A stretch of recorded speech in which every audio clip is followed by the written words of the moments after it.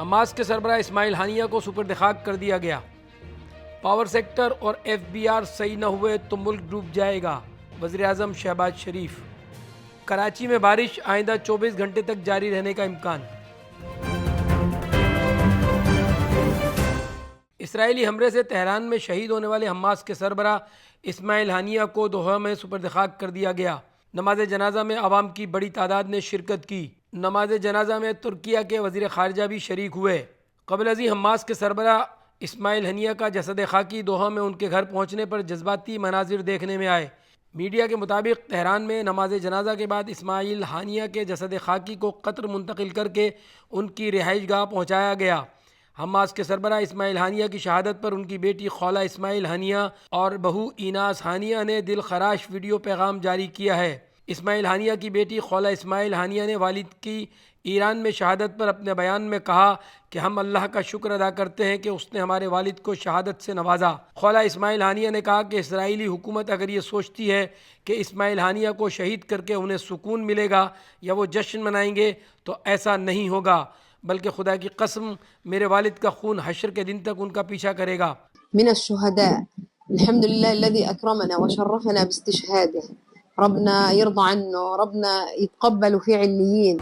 الشهيد اسماعيل هنية، أنا بقول أول إشي رسالتي لليهود الملاعين اللي فكروا إنه باغتيال والدي حينبسطوا حيرتاحوا، بس لا والله دماء والدي لعنة ستطاردهم إلى يوم الدين بإذن الله، وإن شاء الله دماؤه نصر، وإن شاء الله يكون حقن لهذه الدماء التي تراق على هذه الأرض الطاهرة الزكية۔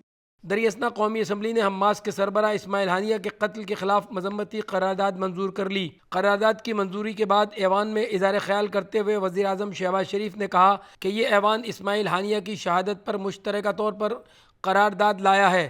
دوسری جانب قومی اسمبلی میں فلسطینی رہنما اسماعیل ہانیہ کی غائبانہ نماز جنازہ ادا کی گئی، جس میں وزیر اعظم شہباز شریف، اسپیکر ایاز صادق، رہنما PTI بیرسٹر گوہر اور تمام جماعتوں کے ارکان نے شرکت کی۔ دریاسنا ایرانی میڈیا نے قتل سے چند گھنٹے قبل حماس کے سربراہ شہید اسماعیل ہانیہ کی ایران کے سپریم لیڈر آیت اللہ خامنئی کے ساتھ گفتگو شیئر کی ہے۔ اپنی آخری گفتگو میں اسماعیل ہانیہ نے خامنئی سے کہا کہ جب ایک لیڈر چلا جائے گا تو دوسرا لیڈر اس کی جگہ لے لے گا، یہ دنیا کا طریقہ ہے، زندگی اور موت اللہ کے ہاتھ میں ہے۔ آخری گفتگو میں حماس کے سربراہ نے خامنئی کے لیے دعا کی تھی کہ خدا آپ کو لمبی عمر، سلامتی اور صحت عطا فرمائے۔ وزیر اعظم شہباز شریف نے کہا ہے کہ پاور سیکٹر اور FBR صحیح نہ ہوئے تو خدا نخواستہ ملک کی ناؤ ڈوب سکتی ہے۔ وزیر اعظم نے کہا کہ نواز شریف کے دور میں 20 گھنٹے کی لوڈ شیڈنگ کا خاتمہ ہوا۔